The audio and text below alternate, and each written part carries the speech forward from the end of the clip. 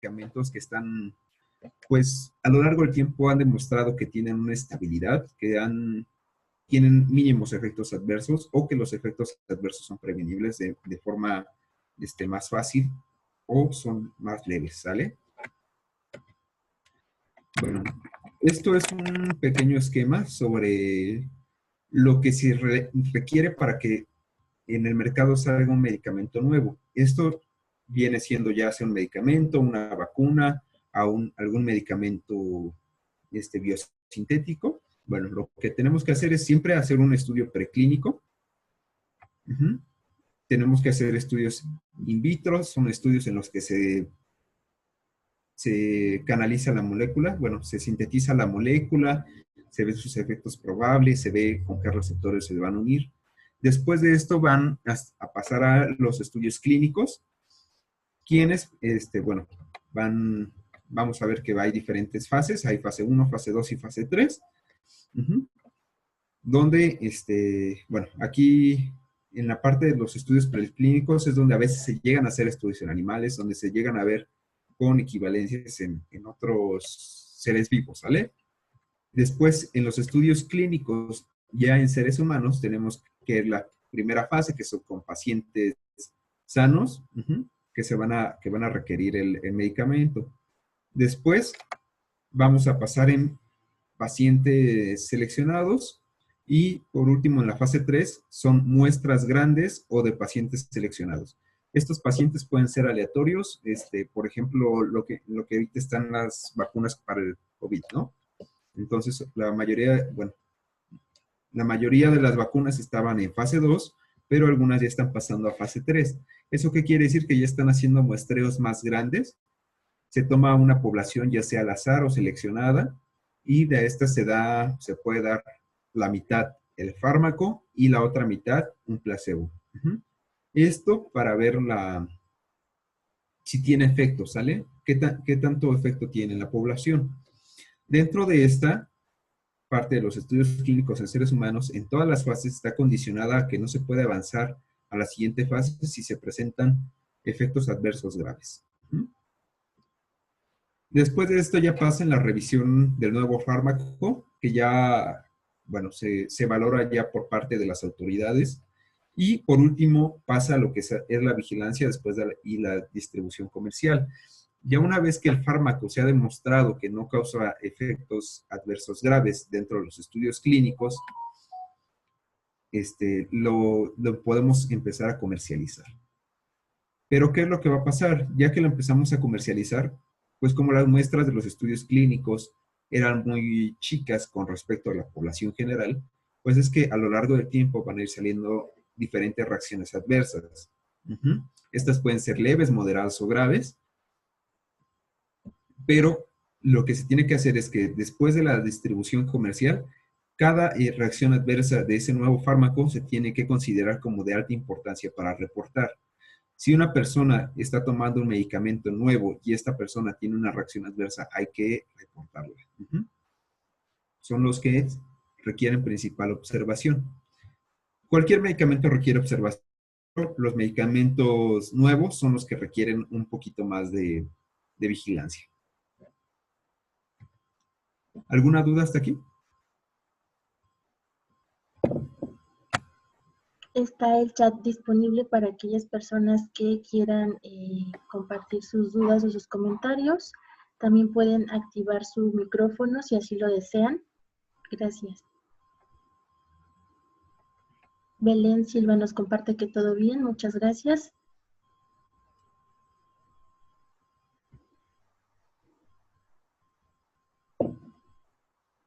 ¿Todo bien? Ok, parece que no tenemos dudas. Ok, parece que no hay dudas, entonces continuamos con el tema.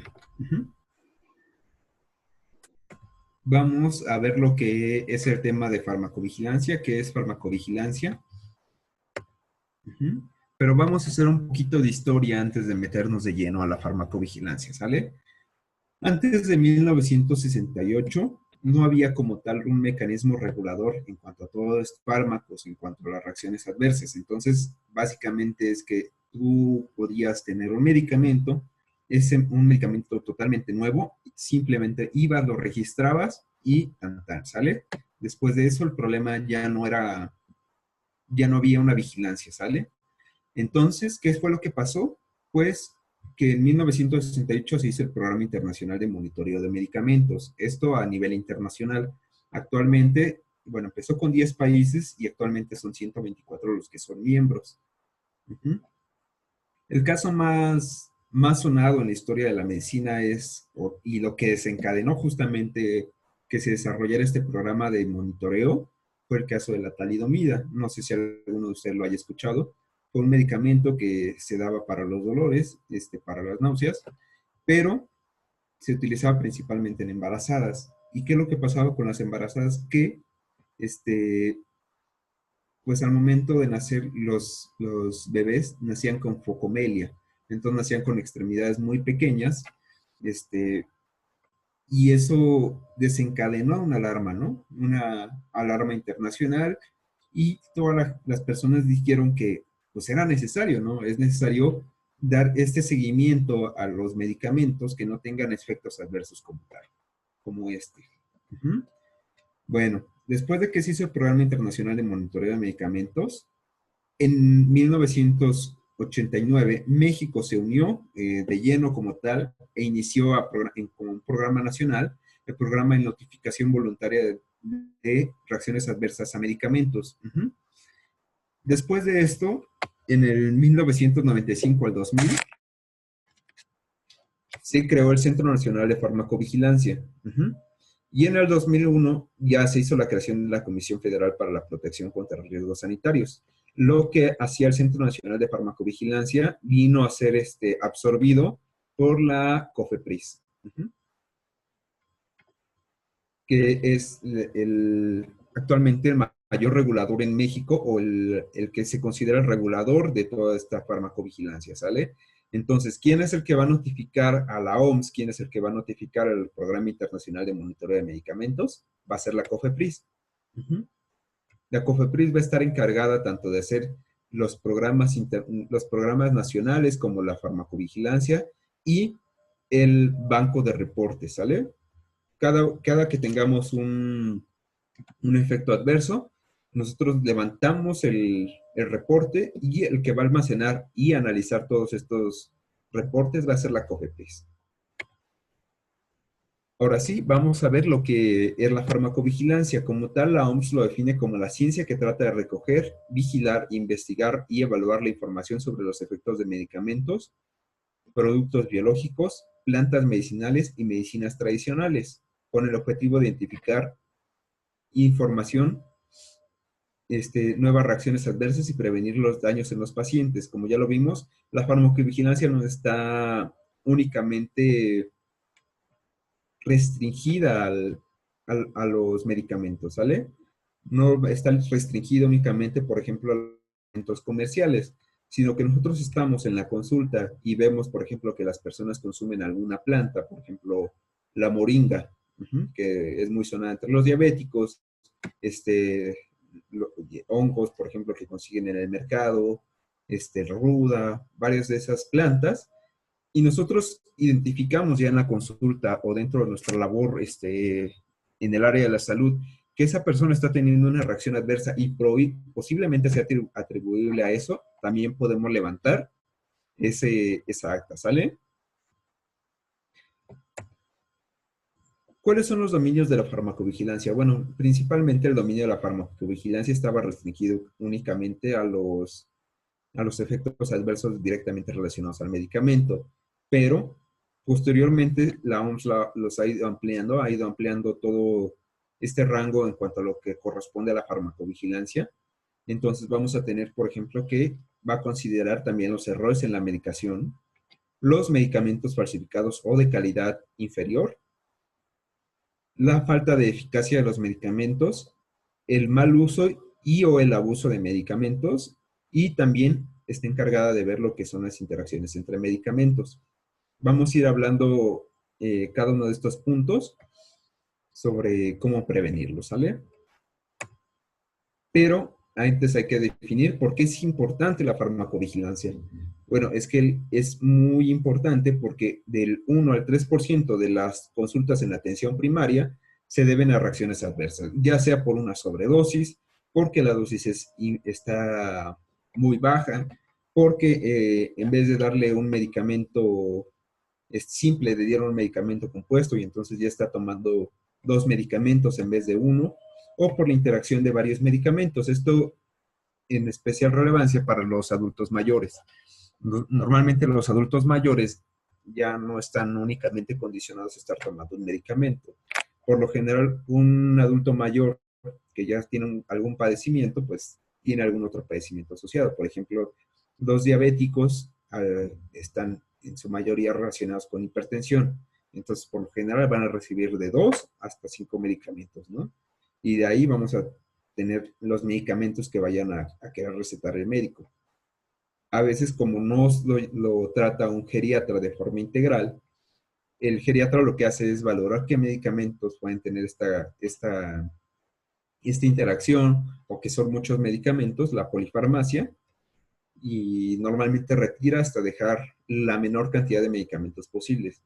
Pero es lo mínimo que se puede, que hacen, ¿no? Entonces, aparte el porcentaje de población que va con un geriatra es muy bajo.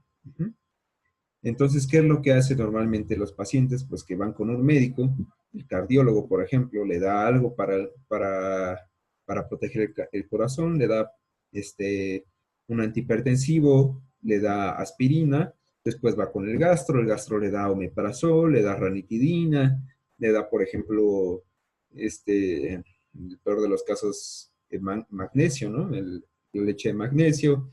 Después va a ir con el neumólogo le va a dar otra cosa y al final va a tener una batería de medicamentos enorme, ¿no? Y muchos de estos medicamentos pueden tener interacción entre ellos mismos. O, si no se ha valorado adecuadamente al paciente, el paciente puede tener ya un daño renal y la absorción de los medicamentos, bueno, la excreción de los medicamentos va a tardar más. Entonces eso nos va a condicionar a que el medicamento va a estar más tiempo en el organismo del paciente. Por esto es importante. Del 1 al 3% de las consultas de la atención primaria se deben a reacciones adversas y 15% de los pacientes hospitalizados va a presentar alguna reacción adversa. Esto puede ser desde leves hasta graves o incluso fatales. ¿Por qué es importante la farmacovigilancia en México? Bueno, como ya lo vimos, la farmacovigilancia es importante en todos lados. En todos los países va a ser importante, pero es especialmente importante en México porque hay medicamentos que pueden tener, pueden alterarse la absorción debido a la capsaicina, ¿sale? Que es la molécula que nos hace ese sabor picosito del chile, ¿no? Y como el mexicano es muy tendiente a las comidas con chiles, esto puede, pues hay que tenerlo monitoreado, ¿no? Porque puede interferir con las reacciones en los medicamentos. Aparte, el mexicano se ha visto que tiene muy mal apego al tratamiento. La mayoría de los pacientes no terminan los tratamientos completos, suspenden el tratamiento o tienen tratamientos interrumpidos, ¿sale? Se les olvida tomar 1, 2, 3, 4 dosis. Entonces, por esto es importante tenerlos vigilados. Efectos colaterales más frecuentes en los mexicanos por nuestra genética como tal. Ya sabemos que estamos propensos a ciertas enfermedades, por ejemplo, la diabetes. Entonces, esta misma lógica aplica para los efectos adversos. Nosotros los mexicanos tenemos un metabolismo diferente al de los estadounidenses o al de los europeos, donde se hacen la mayoría de los ensayos clínicos, ¿sale? Entonces, como los estudios internacionales no son equiparables a los de México, pues nosotros tenemos que generar nuestros propios datos para poderlos comparar contra nuestra propia genética mexicana. Ahora, ¿qué es una reacción adversa a medicamentos? Ya lo mencioné mucho, pero una reacción adversa a medicamentos es cualquier efecto perjudicial y no deseado que sobreviene a dosis indicadas para el hombre con fines de profilaxis, diagnóstico, tratamiento o modificación de una función. Estas pueden ser de tres tipos. Pueden estar directamente relacionadas con la dosificación. Por ejemplo, en el caso, lo que ya les había mencionado, en pacientes adultos mayores o pacientes con insuficiencia renal o hepática, la excreción del medicamento va a ser más lenta y el medicamento va a permanecer más tiempo en el cuerpo humano, lo cual nos va a causar mayores alteraciones. Ningún medicamento es inocuo, todos generan alguna reacción secundaria. Entonces, esta reacción secundaria puede ser lo suficientemente fuerte para que lo consideremos una reacción adversa. O, por ejemplo, en el caso del paracetamol, normalmente nos tomamos una pastilla de paracetamol, no pasa nada, no hay realmente nada nada más allá de eso, ¿no? Que nos quite la fiebre, que nos quite el dolor. Pero si tomamos mucho paracetamol, por ejemplo, pues podemos dañar el hígado. Entonces, también, esto también es importante con las dosis pediátricas. No es lo mismo dar un paracetamol de 500 a un adulto que pesa 70 kilos, a dar 500 miligramos en un recién nacido que pesa 2 o 3 kilos, ¿no? Entonces, esto va relacionada con la dosificación.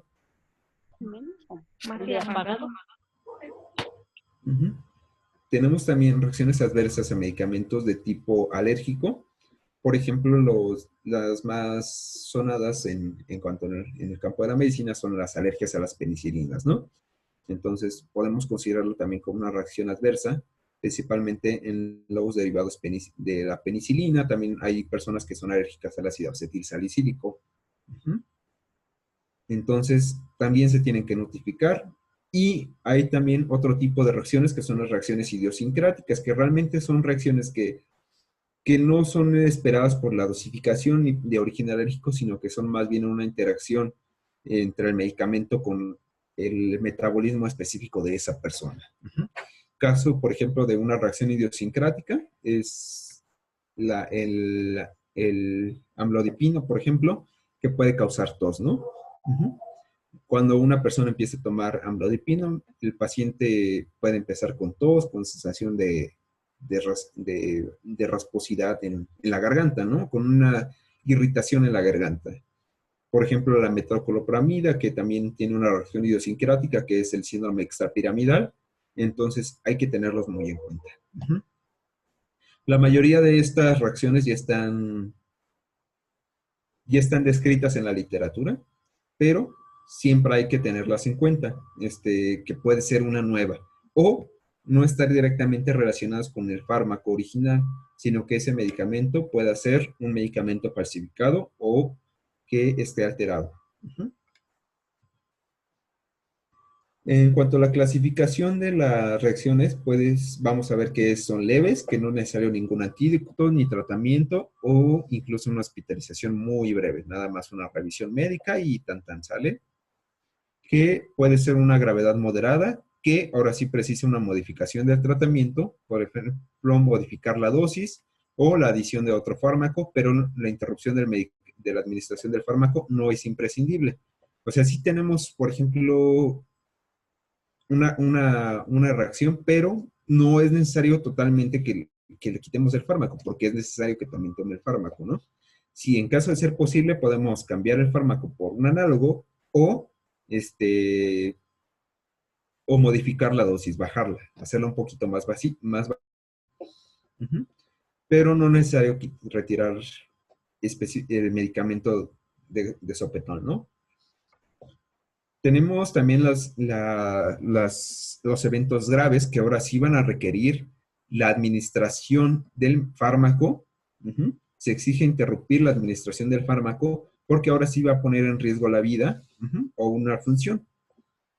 Y por último tenemos las reacciones adversas que son mortales. Ahora sí que contribuyen de manera directa o indirecta a la muerte del paciente. Por ejemplo, una reacción grave sería, por ejemplo, una crisis anafiláctica, ¿no? A algún medicamento. Un paciente que toma penicilina, que toma penicilina de forma rutinaria, pues en algún momento se hizo alérgico, le damos una dosis de penicilina, su reacción alérgica va a ser tan exagerada que va a tener una crisis anafiláctica va a obstruir las vías respiratorias y se va a morir, ¿sale? Es, por ejemplo, un ejemplo de un, un, un efecto adverso grave o incluso mortal.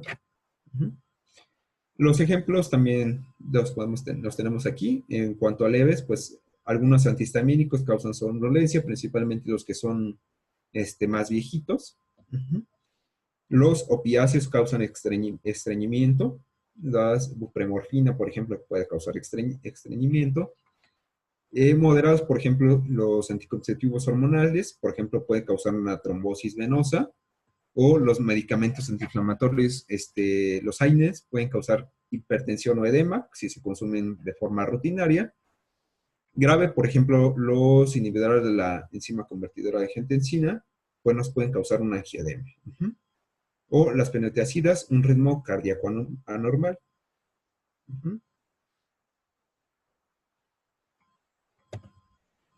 Ahora, vamos a tener dos tipos de notificación que nosotros como usuarios o médicos o personal de la salud vamos a tener que hacer.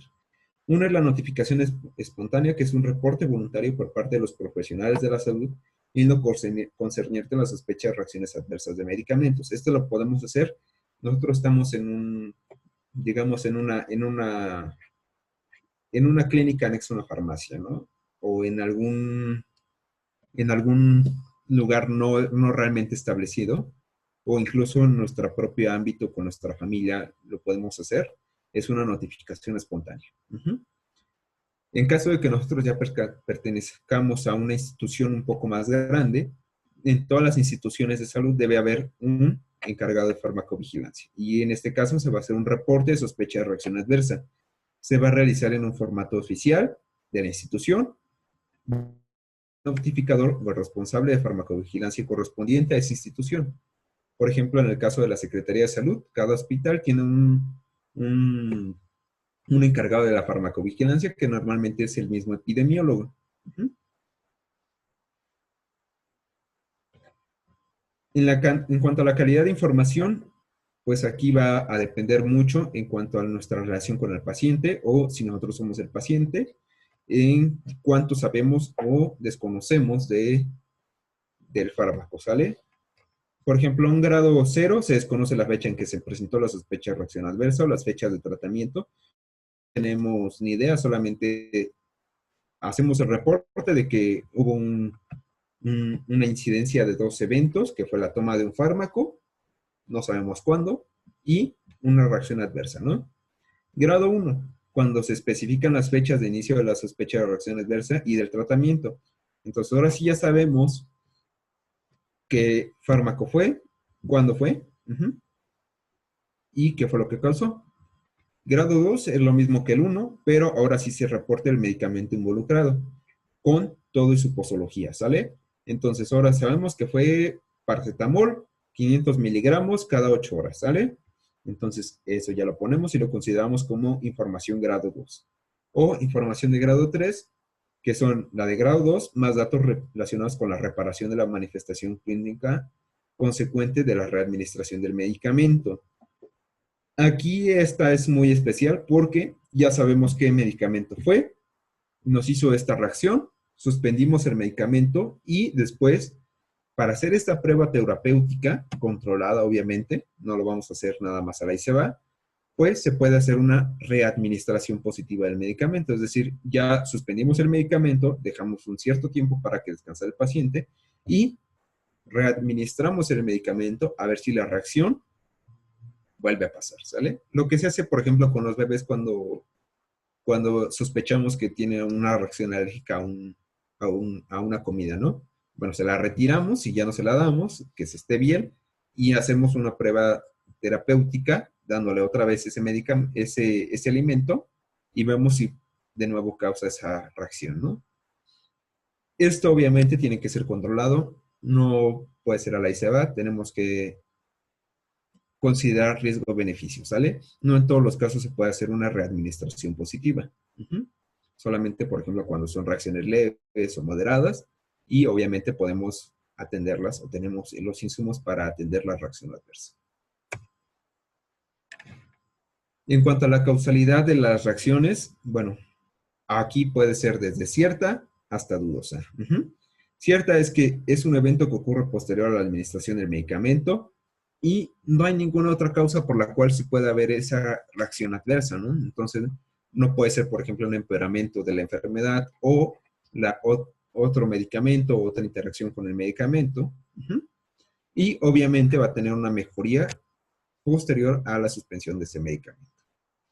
Probable es cuando sí está esta causalidad de tiempo, primero damos el medicamento, después hay la reacción, pero difícilmente se puede atribuir a otra causa. Posible cuando sí se puede atribuir a otra causa, pero no hay información relacionada con su suspensión, y dudosa cuando obviamente hay esta relación de tiempo, primero dimos el medicamento, después tuvimos la reacción, pero pues sí puede ser, por ejemplo, por otra causa, ¿no? Es muy probable que sea por otra causa. Y después de esto, aquí no las anoté, pero son, por ejemplo, las inclasificables, que son que nosotros no tenemos la información suficiente como para definir esta causalidad, ¿sale? El reporte está mal, el reporte es insuficiente, el reporte es contradictorio, etc. Esto realmente, en cuanto a la calidad de información y la valoración de la causalidad, lo va a manejar el encargado de farmacovigilancia, ya sea la institución o directamente la COFEPRIS con el reporte que hagamos. Pero es importante que lo tengan en cuenta porque entre más detallada sea la información, obviamente vamos a poder definir más esta causalidad, ¿sale? Y va a considerarse de mayor importancia. Por último, tenemos un apartado especial que son los eventos supuestamente atribuibles a la vacunación o inmunización, que es un cuadro clínico que ocurre después de la administración de una vacuna, que podría estar o no relacionado con esta y que causa preocupación en la población. La causalidad del evento se determina mediante su investigación. En el caso anterior, bueno, son medicamentos y cuando hay un número grande de reacciones, pues se puede llegar a intervenir, ¿no? Por ejemplo, lo que pasó con la heparina que dieron en un hospital privado y esa heparina venía contaminada, ¿no? Entonces, hubo estos efectos y rápido se fueron contra estos.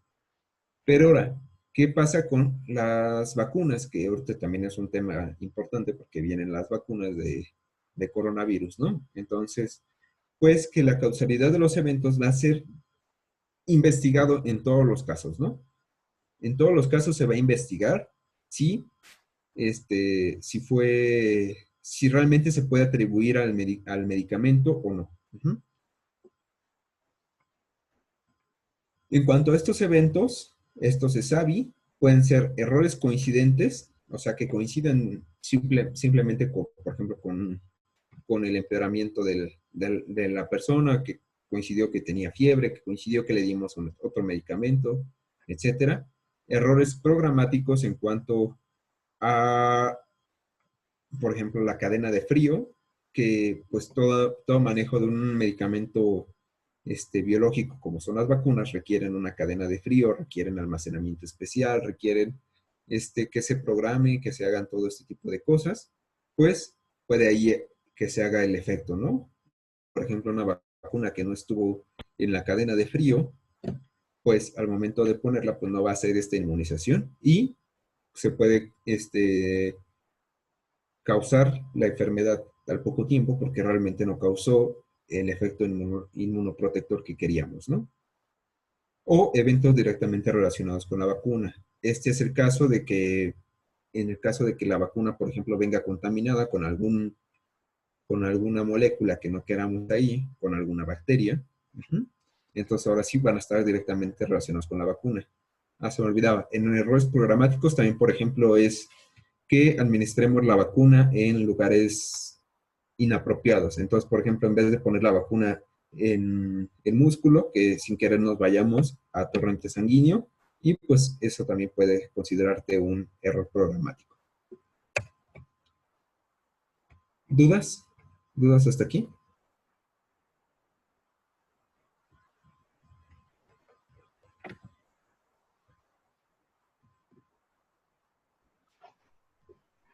Pueden habilitar sus micrófonos si así lo desean o bien y escribir en el chat.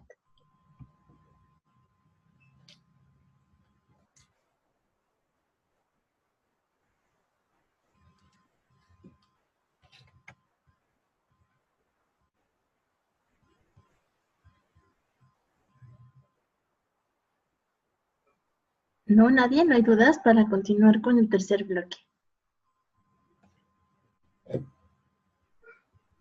No, no hay dudas. Muchas gracias. Ok. Bueno, entonces vamos a continuar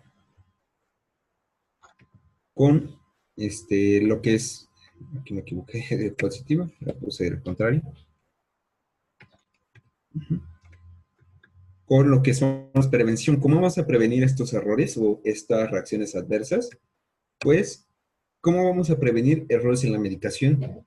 Bueno, un error en la medicación es cualquier incidente prevenible por su naturaleza. Todos los errores de medicación son prevenibles, que pueden causar daños al paciente o dar lugar a la utilización inapropiada de los medicamentos. Esto va a incluir, por ejemplo, los fallos en la prescripción, que escribamos mal el nombre del medicamento o la dosis del medicamento, la comunicación del envasado, que sea diferente, la denominación en cuanto al gramaje o los miligramos de medicamento que se utilicen, en cuanto a la preparación en las fórmulas magistrales, en la distribución, en las farmacias, un medicamento, por ejemplo, que no tengamos que tener ahí, pues un grado 3, por ejemplo, en una tiendita de la esquina, o incluso la administración de medicamentos, ¿sale? ¿Cómo vamos a prevenir los errores de la medicación? Bueno, lo principal es que siempre que nosotros vayamos a consumir o administrar un medicamento, tenemos que estar muy atentos sobre lo que estamos dando, ¿sale? El medicamento tiene que estar correctamente etiquetado y va a corresponder con la receta que nos dé el médico, ¿sale? Entonces, por ejemplo, aquí tenemos la aspirina, siempre tenemos que ver que es el nombre comercial. El nombre comercial puede ser, puede ponerse ahí cualquier nombre comercial que quieran, pero lo importante es que nosotros veamos que la forma farmacéutica, perdón, que el nombre genérico del medicamento sea el que nos mandó, ¿sale? Entonces, si nosotros, un médico nos manda ácido acetil salicílico, bueno, ácido acetil salicílico puede ser genérico o puede ser de patente. Si es de patente, por ejemplo, aquí tenemos la aspirina, vamos a ver que aquí abajo dice ácido acetil salicílico. Checamos esa correspondencia entre los medicamentos, vemos que tenemos la forma farmacéutica que nos lo mandó, por ejemplo, aquí en tabletas, que corresponda, porque también, por ejemplo, podemos tener efervescente, podemos tener grajeas, podemos tener infinidad de presentaciones. Que la concentración sea la adecuada, porque aquí tenemos, por ejemplo, 500 miligramos, pero, por ejemplo, para cardioprotección utilizamos una de 100 o 200, ¿sale? Entonces, la aspirina Protec, como le llaman. Entonces, ese es un gramaje más chico. Tenemos que checar también la caducidad del medicamento. Siempre al lado de la caja va a venir el lote, la fecha de caducidad, ¿sale? Aparte de eso, van a venir en algunos medicamentos cómo usar las dosis. Tienen que venir siempre las advertencias. ¿Qué advertencias va a haber? Por ejemplo, pues no se consuma con alcohol, no se consuma con ciertos medicamentos. Información de almacenaje y que siempre que tenga cuál es la empresa que lo está haciendo, ¿sale? ¿Cuál es la farmacia que lo está haciendo? Y de preferencia que vengan algún número de contacto. Lo mismo que esto que checamos aquí, es lo mismo que tenemos que checar en el blister del medicamento, ¿sale? Un blister por la parte de atrás no puede venir liso. Un blister siempre va a tener el nombre comercial, el nombre genérico, la concentración y la fecha de caducidad y lote a un costado, ¿sale? Entonces también tenemos que verificar en ese caso de que no tengamos el medicamento de nuevo en la caja y nada más tengamos el blister, pues tenemos que checar esa correspondencia, ¿sale? Ahora, también antes de dar el medicamento, revisar siempre que sea la receta del paciente correcto, ¿sale? Entonces, por ejemplo, tengo yo el caso de mis abuelitos, ¿no? Mis dos abuelitos toman medicamentos y bueno, pues me equivoco en darle los medicamentos que le mandaron a uno, se los doy al otro, pues eso está mal, ¿no? Entonces siempre hay que verificar que sean los medicamentos correctos para el paciente correcto en la dosis correcta. Uh-huh. En cuanto a la distribución de los fármacos, siempre como vamos a una farmacia, el encargado de la farmacia, pues tiene que estar encargado de que tiene que dispensar medicamento con la receta médica y ante una prescripción dudosa confirmar directamente con el médico. Uh-huh. Entonces nos llega una receta con letra de doctor, pues tenemos dudas, pues podemos pedirle a la persona que le puede llamar al médico para establecer cuáles son los medicamentos que le mandó. Nunca dar un medicamento yo creo que es esto. Uh-huh. En fórmulas magistrales u oficinales, en caso de que trabaje alguien en alguna de estas empresas, pues siempre evitar el envasado de dispensión multidosis, siempre dar una sola medicación en un solo gramaje, ¿sale? Nada de mezclar pastillas de 10 miligramos con otras de 30, ¿no? Uh-huh. Siempre la misma dosis del mismo medicamento. Lo mismo para si vamos a almacenar un medicamento, pues no almacenarlos, de preferencia no almacenar las pastillas solas, siempre almacenarlas con un cacho del blister o el blister. Uh-huh.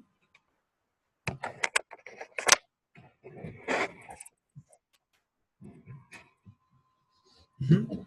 Y facilitar la información individualizada escrita a los pacientes sobre su tratamiento y sus medicamentos, especialmente pacientes ancianos con problemas sociales, en caso de que sean corticoides, anticoagulantes o hipoglucemiantes, que son medicamentos que llegan a tener efectos adversos derivados de la dosis, que tengamos una dosis incorrecta nos puede causar muchos problemas. Entonces, siempre como médicos o como personal de la salud, hay que tratar de hacer un esquema, ¿sale? Darle información apropiada sobre esos medicamentos. Uh-huh. ¿Qué otra cosa se puede hacer? Pues un cronograma. Uh-huh. Entonces, pacientes que requieren muchos medicamentos a diferentes horas del día, pues, ¿qué es lo más fácil que podemos? Es hacer un cronograma. Aquí marcamos el medicamento uh-huh, y el horario. En este caso es algo fácil. Antes del desayuno, con el desayuno, antes de la comida, con la merienda, antes de la cena, en la cena o antes de dormir. Uh-huh. O aquí lo podemos poner con horario, ¿sale? 6 de la mañana, 7 de la mañana, 3 de la tarde, uh-huh, etcétera. Tenemos el medicamento y lo marcamos, ¿no? Lo vamos marcando, la dosis que ya la dimos. Esto para no perder el hilo de los medicamentos que le estamos dando. Uh-huh. Esto es muy útil por ejemplo, vi que alguien de ahí había en una IAP de adultos mayores, me parece. Entonces, con ellos es muy factible hacer este tipo de cronogramas. Uh-huh. Ahora, otro importante a tener en cuenta es que en el mercado existen medicamentos falsificados o de calidad inferior. Uh-huh. Los principales medicamentos falsificados son los antipalúdicos y los antibióticos. Uh-huh. Son los más frecuentes, pero no son los únicos. Podemos tener incluso medicamentos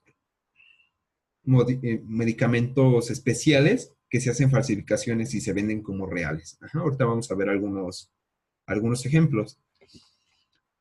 ¿Dónde podemos encontrar medicamentos falsificados o de calidad inferior? Pues en todos lados, pero principalmente en mercados callejeros, en mercados ilegales, web no regulados o incluso en farmacias, dispensarios, hospitales apócrifos, ¿no? Entonces, en cualquier lugar podemos tener medicamentos falsificados. Por esto es muy importante siempre poner atención a los envases. Uh-huh. Y es de especial importancia porque se estima que 1/10 parte de los productos médicos de los países de ingresos bajos y medianos, como en el caso de México, son de calidad subestándar o falsificados. Entonces, pues, ¿quién no ha escuchado es que siento que este medicamento no me hace, me lo tomo y no he mejorado para nada, sigo igual? Pues, hay que tenerla en cuenta porque se puede tratar de algún medicamento falsificado. Aparte, estos medicamentos falsificados, en el caso de los antibióticos, pues nos pueden contribuir a la farmacoresistencia de las bacterias, ¿no? Y eso a la larga nos va a traer muchos problemas. Los medicamentos falsificados los podemos clasificar como productos médicos de calidad subestándar, es decir, que sí sea un medicamento registrado, pero que la dosis del principio activo sea inferior a la que debería de estar. Productos médicos no registrados o sin licencia, este es un caso especial, por ejemplo, en medicamentos que están permitidos en Estados Unidos, pero en México no han llegado, pues también se pueden clasificar de esta forma, ¿sale? Hay que tener cuidado con ellos porque por lo mismo de que solamente están permitidos en otros países, no hay estudios sobre en personas mexicanas, ¿no? A nosotros nos pueden causar efectos adversos diferentes a los que le puede causar a un estadounidense o a un europeo. Y como tal, productos médicos falsificados que son totalmente apócrifos, que no tienen absolutamente nada del principio activo, simplemente son almidones, piedra caliza, placebos, etcétera, ¿sale? Entonces hay que aprender a identificarlos. Algunos productos médicos falsificados son de aspecto casi idéntico al de los productos genuinos, por lo cual es muy difícil detectarlos, pero hay que estar siempre atentos. Aquí les voy a poner algunos ejemplos más adelante. ¿Cómo los vamos a identificar? Examinando el estado del envase. Si tienen errores gramaticales o de ortografía. Normalmente si compramos un medicamento con frecuencia, pues ya estamos acostumbrados a ver esa cajita de ese medicamento. Y si de repente la vemos diferente, que nos dé atención, pues hay que ponerle más atención, ¿sale? Podría ser un medicamento falsificado. Comprobar siempre las fechas de fabricación y caducidad en el envase. Tenemos una cajita de esas de cartón, viene un lote y viene una fecha de caducidad por fuera. Y cuando abrimos y sacamos el botecito o el blister, esta fecha de caducidad o este lote no coinciden. Entonces se puede tratar de un medicamento falsificado o un medicamento manipulado. Que, por ejemplo, tenemos una cajita de un medicamento que sí está nuevo, pero justamente como está nuevo, pues le sacamos el botecito de adentro y le ponemos un botecito de un medicamento caducado.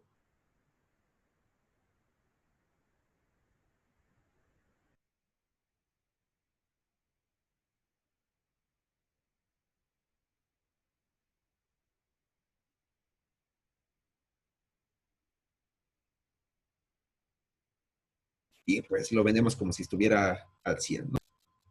Consultar cuanto antes al médico, farmacéutico u otro profesional en caso de que se sospeche que el producto no está actuando como debería o de haber sufrido una reacción adversa, ¿sale?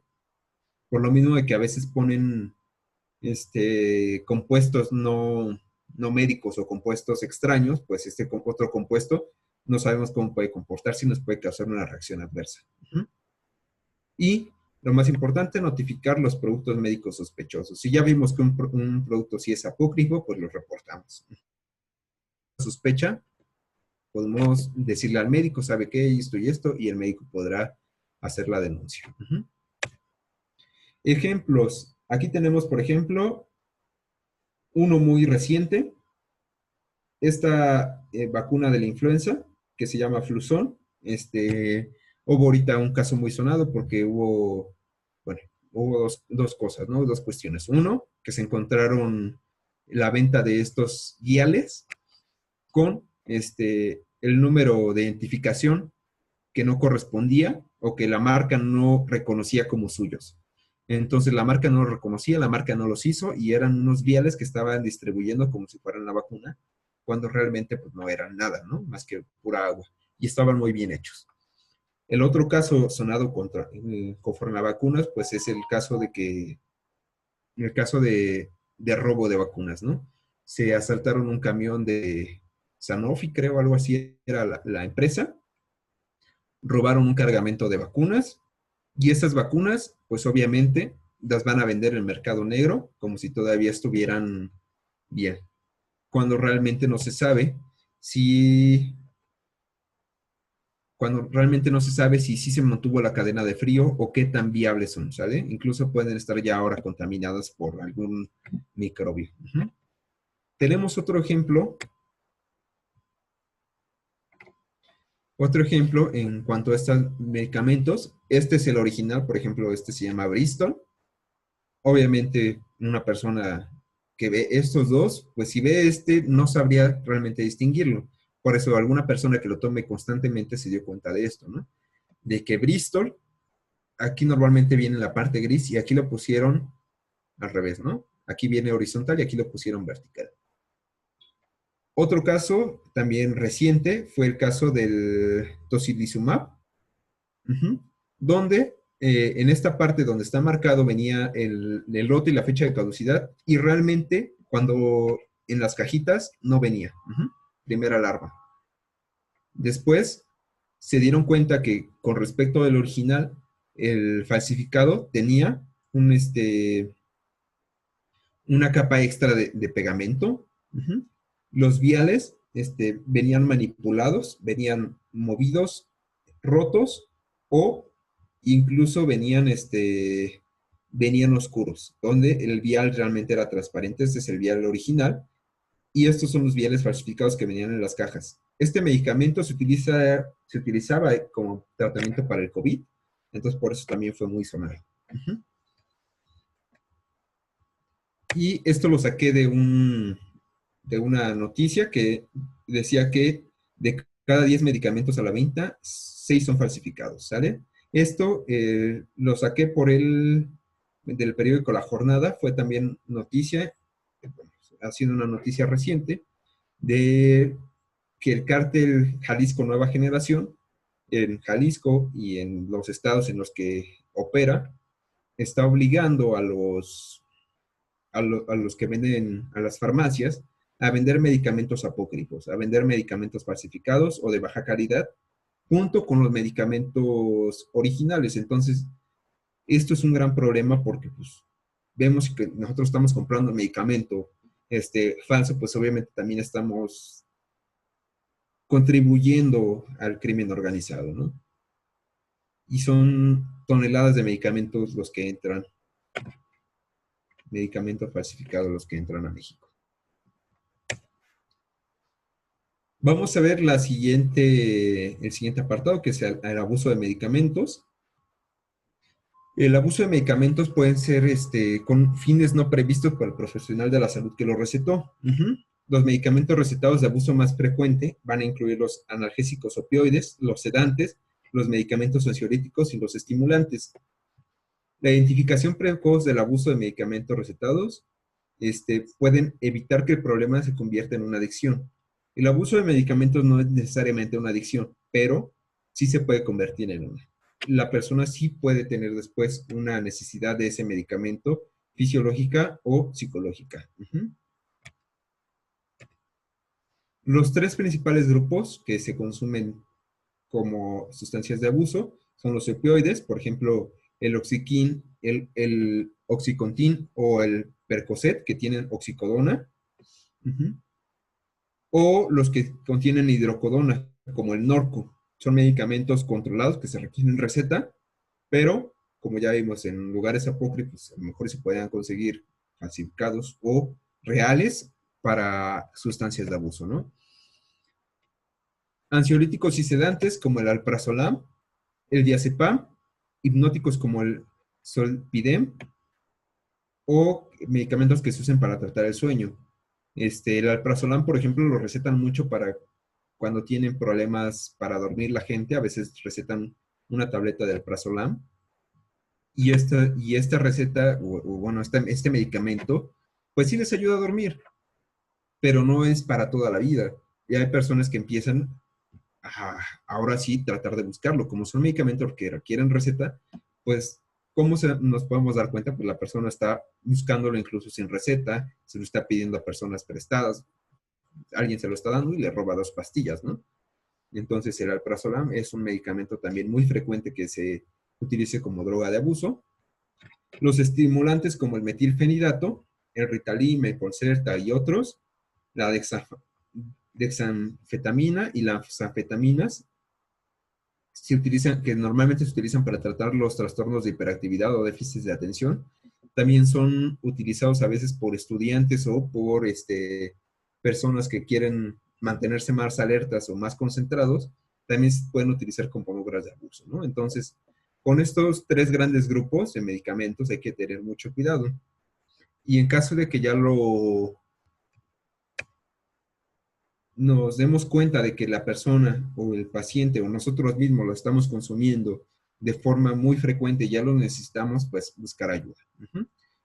Aparte, estos medicamentos nos pueden causar ciertos trastornos. Por ejemplo, en cuanto a los opioides, pues los efectos adversos por la sobredosis o por consumirlo demasiado tiempo, pues nos puede causar un poca coordinación, problemas de coordinación, necesidades de dosis para aliviar el dolor. Vamos a hacer una farmacoresistencia nosotros mismos a ese medicamento y vamos a necesitar cada vez más dosis. En cuanto a los ansiolíticos, pues somnolencia, confusión, problemas de concentración, problemas de memoria o que ya incluso nos cuesta trabajo respirar.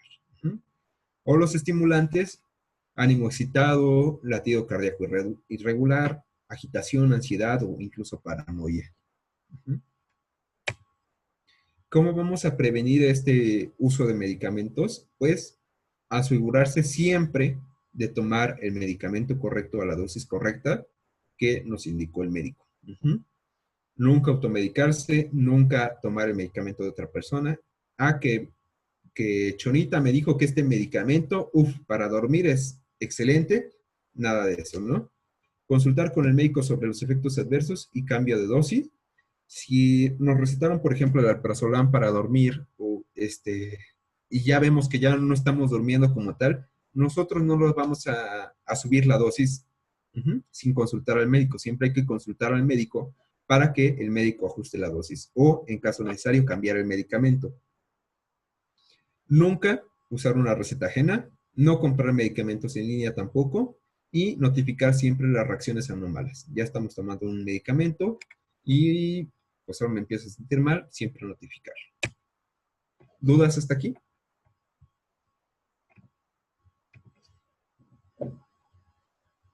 No. En este momento ninguna, gracias.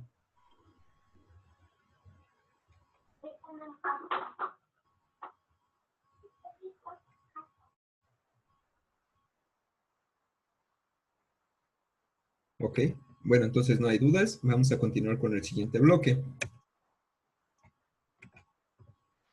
El siguiente bloque es más técnico, es sobre cómo reportar un evento adverso, ¿sale? ¿Qué es una notificación? Bueno, la notificación puede ser por personal de clínicas, hospitales o centros de salud. Podemos hacer la notificación en la unidad de farmacovigilancia de la institución y ella a la COFEPRIS. En caso de que nosotros, lo que comentaba hace rato, si nosotros trabajamos, por ejemplo, para la Secretaría de Salud, la Secretaría de Salud tiene sus propios formatos de notificación internos y después estos se dan a la COFEPRIS. En caso de que seamos un médico o personas externas a las instituciones, esto incluye pacientes o personas sin relación con los modelos de salud, pues podemos meternos a esta página que es de la COFEPRIS y hacer el reporte, ¿sale? Directamente se lo mandamos a la COFEPRIS. Bueno, aquí tenemos un pequeño esquema sobre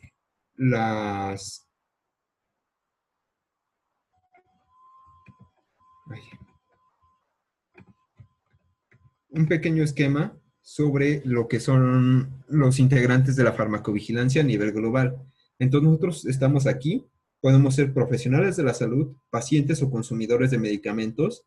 Dependiendo de eso, nosotros podemos directamente notificar a la COFEPRIS en el e-reporting, que ahorita vamos a ver cómo vamos a hacer un e-reporting, o comunicárselos a los centros institucionales de farmacovigilancia, a los CIFs, a los CEFs o a los SICPs.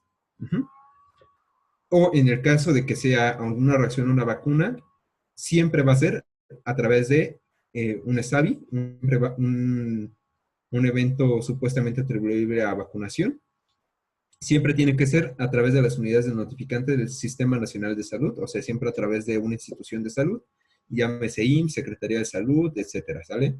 Siempre tiene que ser a través de ellos. Pero los medicamentos siempre responden a través de la institución o directamente a la COFEPRIS. Uh-huh. ¿Qué es lo que va a hacer la COFEPRIS? La COFEPRIS va a analizar todos los reportes, los va a guardar, los va a analizar y va a hacer las medidas pertinentes. Pero aparte de esto, lo va a compartir los demás países, los demás integrantes de esta coordinación, a través de otra plataforma que se llama Bigiflow. Entonces aquí tenemos profesionales de la salud, pacientes o consumidores. Hacemos un e-reporting, que ahorita vamos a ver cómo se hace. Este e-reporting también lo pueden hacer tanto las industrias farmacéuticas, establecimientos de investigación o distribuidores y comercializadores. Distribuidores y comercializadores incluyen a el dueño de una farmacia, ¿no? La farmacia de la esquina puede ser un e-reporting sin ningún problema. Ajá. O una farmacéutica grande que tenga esta posibilidad de hacer un archivo XML, pues lo puede mandar, ¿sale? ¿Qué es lo que se hace? Que se lleva a la base de datos nacional. Todos estos reportes llegan a la base de datos nacional. Y esta base de datos nacional se comparte con la base de datos global de la OMS. Entonces también, bueno, aquí lo marca de forma unidireccional, pero es bidireccional. También nosotros, si la base de datos de la OMS da un reporte global a través de un medicamento apócrifo, por ejemplo, o de algún efecto adverso nuevo de un medicamento de reciente introducción, pues nos notifica a nosotros inmediatamente a la COFEPRIS y la COFEPRIS inmediatamente manda a retirar ya sea el medicamento o manda a hacer las medidas pertinentes. ¿Cuándo tenemos o cuánto tiempo tenemos para notificar un evento adverso? Si es una reacción adversa grave, tenemos hasta 15 días después de su identificación. En caso de que sea un solo caso. Solamente tenemos un caso grave, pues tenemos hasta 15 días. Pero si tenemos más de 3 casos iguales con el mismo medicamento o que se presentan en el mismo lugar, se deben reportar inmediatamente en menos de 48 horas, ¿sale? En menos de 24 horas, perdón. En caso de que ya tengamos 3 casos que sucedieron con el mismo medicamento o en el mismo lugar, en el mismo hospital, se reporta. ¿Qué fue lo que pasó con la heparina, no? No sé si recuerdan ese caso de la heparina, que el hospital privado dio la notificación inmediata y la COFEPRIS intervino. Reacciones adversas leves y moderadas tenemos naturales después de su identificación. Esto hay que tenerlo claro porque entre más pronto hagamos la notificación, más pronto se puede identificar el problema y más pronto podemos dar la COFEPRIS puede hacer una acción correctiva. ¿Cómo hacemos un e-reporting para la notificación de reacciones adversas? Bueno, con la liga que puse más arriba, nos metemos a esta página, que es una notificación de reacción adversa a medicamentos. Nos van a pedir un correo electrónico, nos van a pedir, bueno, por defecto siempre va a ser español. En cuanto al notificador, aquí nos despliega una lista y podemos ser desde médicos, enfermeras, cuidadores, hasta el consumidor o paciente. Entonces esta no está únicamente para médicos, sino también está para la población general. Ya que dimos esos datos iniciales, ahora nos van a pedir que demos los datos del consumidor del medicamento, que son totalmente anónimos, ¿sale? Todos los reportes de farmacovigilancia son anónimos. Nosotros no vamos a tener que dar nuestro nombre ni nada. En este caso, por ejemplo, del e-reporting, únicamente nos piden las iniciales de nuestro nombre, ¿sale? Apellido paterno, materno y nuestro nombre o nombres. Nos piden que identifiquemos si es masculino o femenino el que consumió el medicamento, aproximadamente cuánto pesa, no es necesario que lo llenemos, si fecha de nacimiento o edad al comienzo de la reacción. Entonces, si no sabemos la fecha de nacimiento, podemos poner 40 años, en caso de que sea una persona mayor, o 3 meses, ¿no? En caso de un bebé. Y por defecto, esto siempre va a ser en México. Después nos piden que describamos lo sucedido. Aquí es muy importante que se den la mayor cantidad de datos posible, ¿sale? Omitiendo obviamente el nombre del paciente, pero dar todos los datos posibles que conozcamos. Entonces, fecha de notificación inicial, la fecha en la que se dio la notificación, esto lo llenó un médico, pero es un ejemplo de lo que debería de llevar. ¿Cuándo inició la notificación o cuándo nos dieron la notificación a nosotros del efecto adverso? Ponemos esa fecha. ¿Qué efecto adverso fue? Dificultad para respirar. Podemos poner si fue grave o leve o moderado, ¿sale? En este caso, grave, sí, fue grave. Lo mismo que pusimos, la edad, ciertos datos sobre peso y talla. Describimos lo que paciente... Ponemos los datos del fármaco, ibuprofeno, el lote del fármaco en caso de que en caso de que lo tengamos, porque en cuanto a esto se puede dar la notificación a la farmacia que lo creó y que la farmacia no este número de lote, si es de ellos, o en caso de que sea un medicamento apócrifo, pues no lo reconozca. La fecha de caducidad del medicamento, farmacéutica en la que está el medicamento y cómo se dio el medicamento. Esto, una descripción general. Después nos lo va a pedir de forma detallada. Reacciones y síntomas, ¿qué fue lo que tuvo? ¿Qué reacción tuvo? En este caso, una erupción cutánea. ¿Cuándo inició? ¿Cuándo finalizó? ¿Cuánto tiempo duró? ¿Cuál fue el resultado de esta reacción? ¿Se recuperó? ¿Se está resolviendo apenas? ¿No se ha recuperado? ¿Sí se recuperó, pero quedó con alguna secuela? ¿Se murió o no se sabe?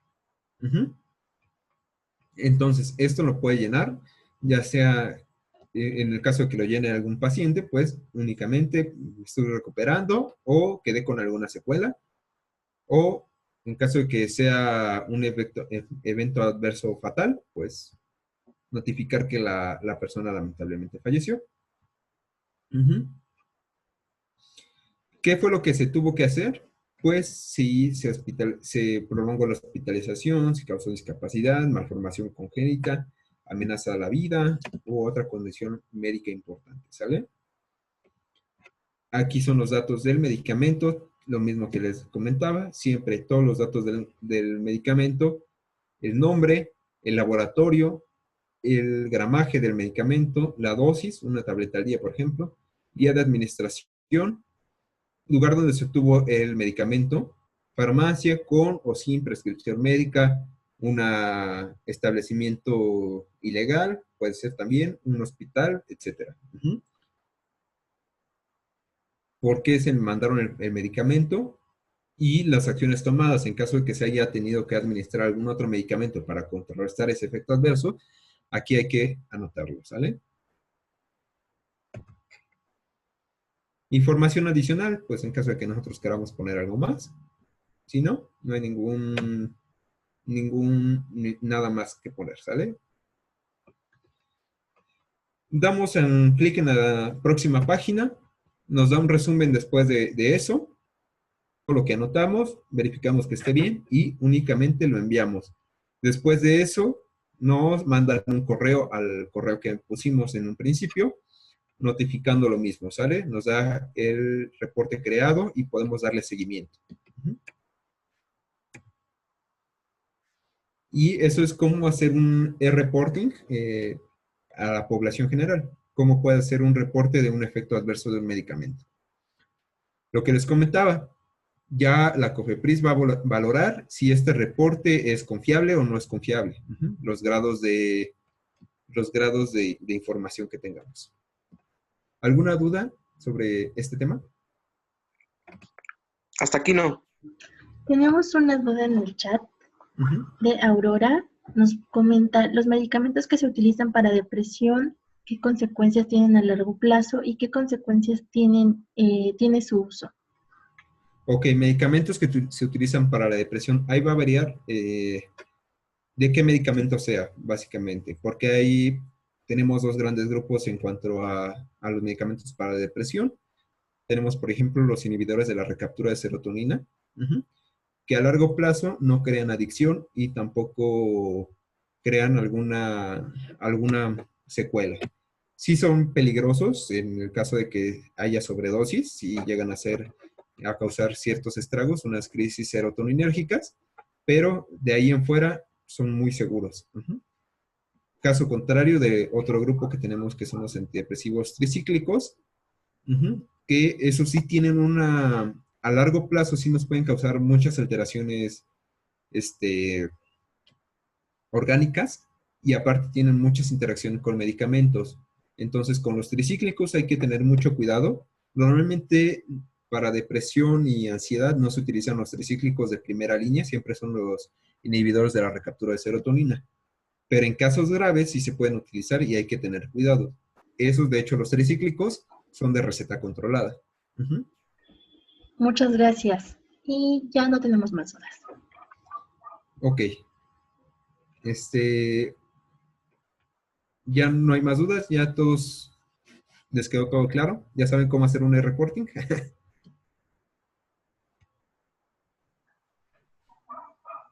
Pues parece que sí. Entonces, pues damos por finalizado el tema y muchas gracias por su atención. En caso de que quieran esta presentación, se las pueden proporcionar mi compañera a los asistentes en un formato PDF para que la tengan, para que la analicen, para que la compartan, ¿sale? De todos modos, también ya saben que va a estar dentro de unos días en la plataforma, en YouTube. Muchas gracias, doctor. Muchas Agradecemos gracias la a ustedes por su participación de todos atención. los presentes y a nombre de la Junta de Asistencia Privada vamos a hacer entrega de un reconocimiento eh, digital que posteriormente le estaré haciendo llegar a su correo electrónico. Muchas gracias.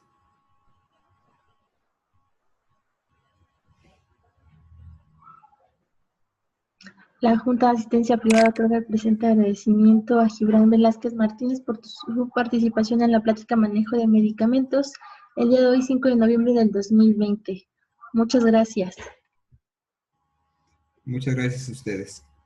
Ojalá les sirva mucho esto y ya saben, siempre hay que estar muy atentos con esto porque hay muchos medicamentos apócrifos en el mercado y son los principales que causan reacciones adversas. Así es.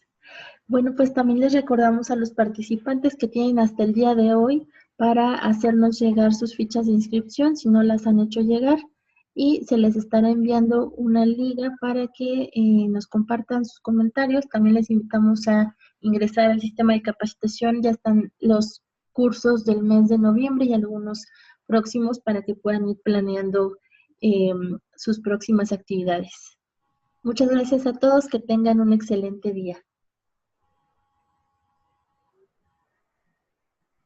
Gracias. Muchísimas gracias por toda la orientación.